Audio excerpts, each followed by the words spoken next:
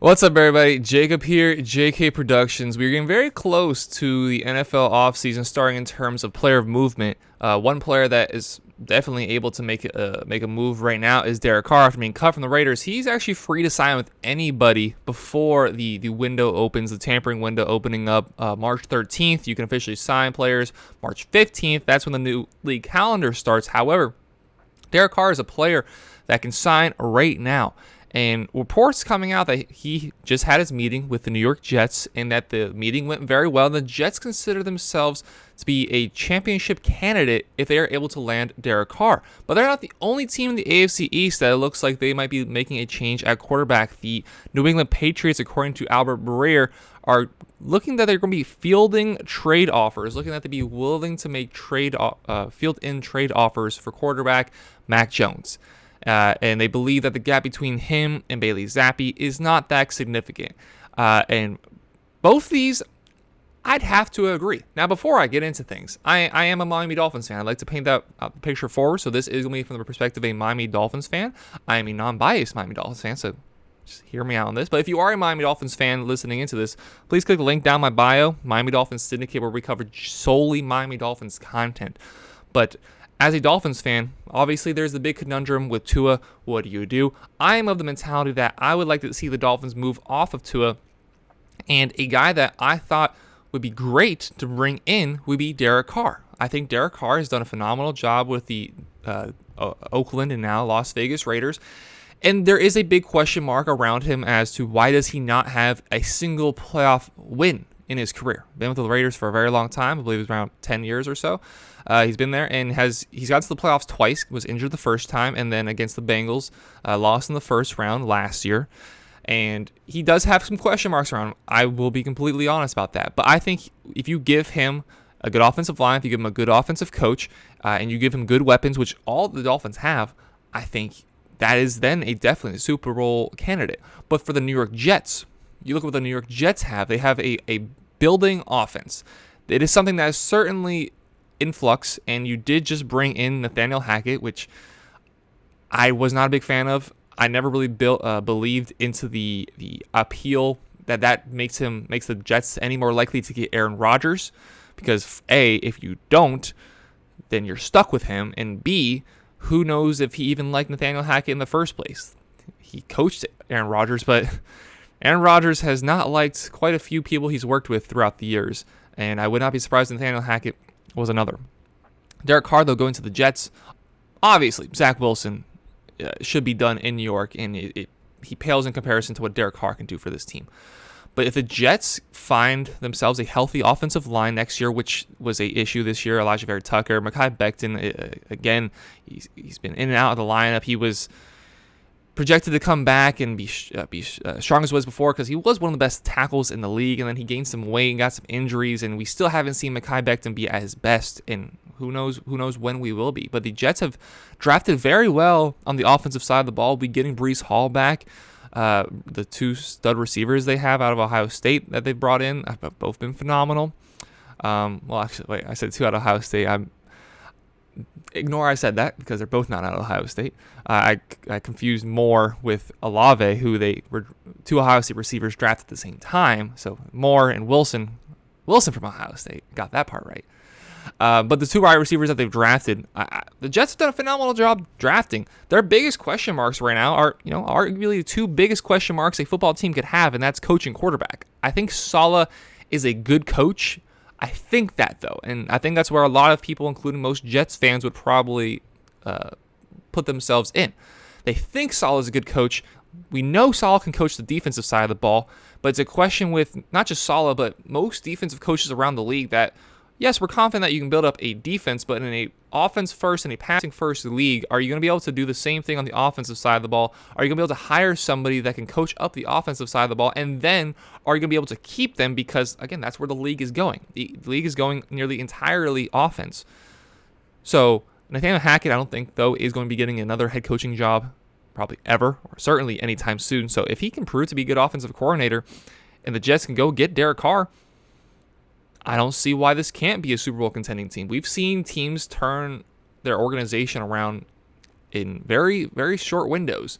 Look at Joe Burrow with the Bengals getting to the Super Bowl. Look at the Eagles and Jalen Hurts getting to the Super Bowl. It's really been...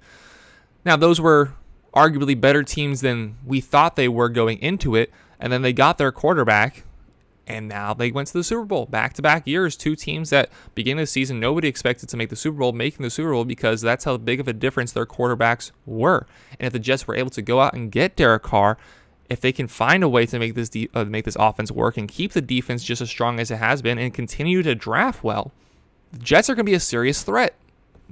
Now, we have to see it to believe it because there's been these proclamations made about the Jets before, and they are the longest team to go without a playoff appearance in the league.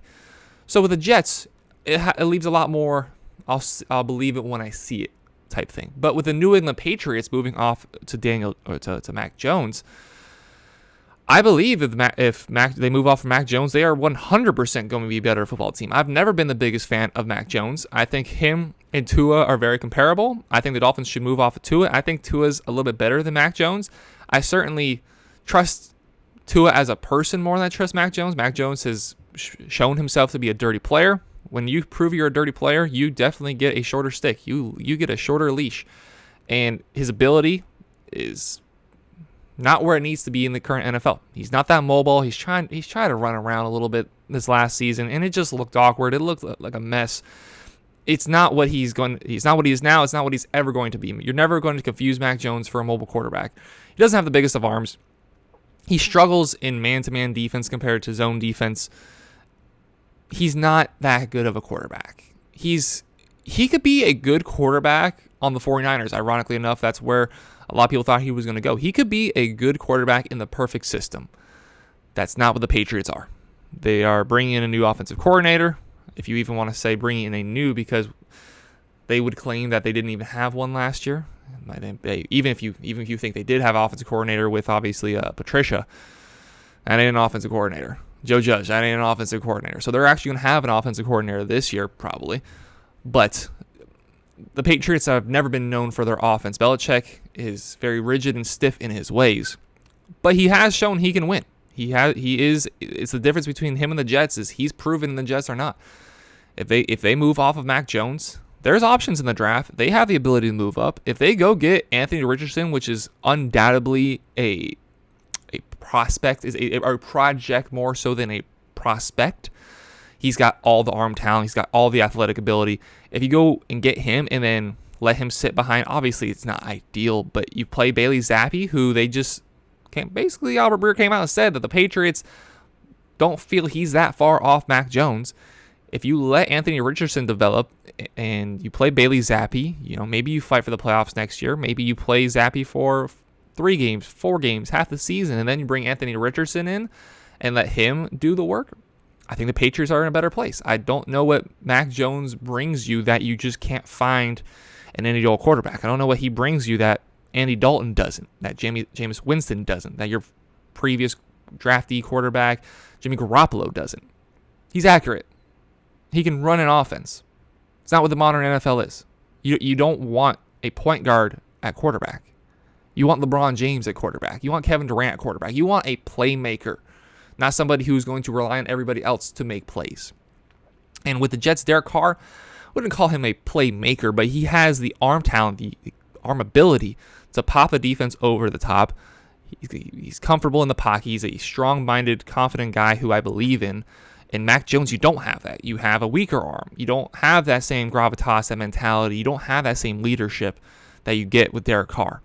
Mac Jones, to me, has very little things that I believe in and would want to build around if I'm the New England Patriots or any organization looking at Mac Jones. Anybody who's looking to trade potentially for Mac Jones, because that's what Albert Breer is saying, is that the New England Patriots are looking to field offers for Mac Jones. So clearly there might be some interest in Mac Jones. Maybe there is. If you're the San Francisco 49ers, I'm probably sticking with Trey Lance, me personally, and that's probably something I'll talk about as the offseason rolls out.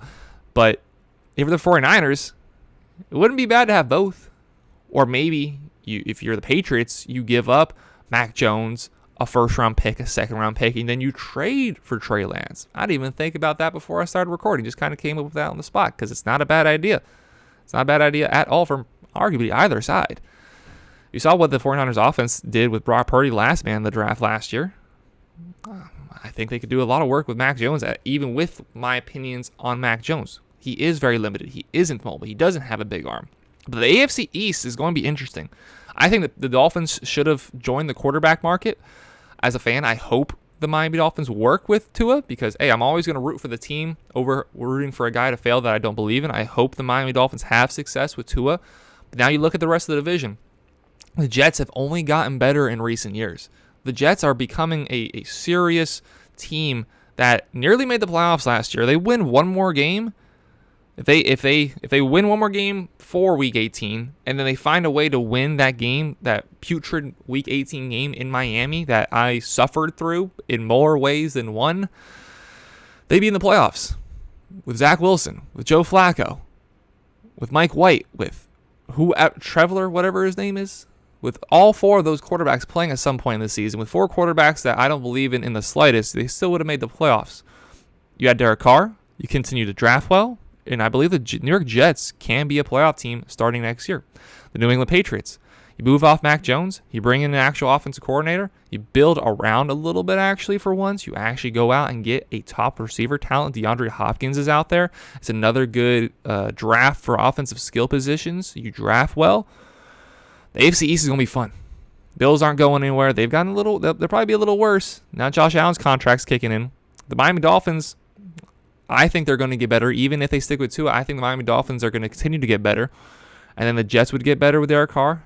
Patriots get better with Mac Jones. And the AFC East would arguably be the best division in football next year.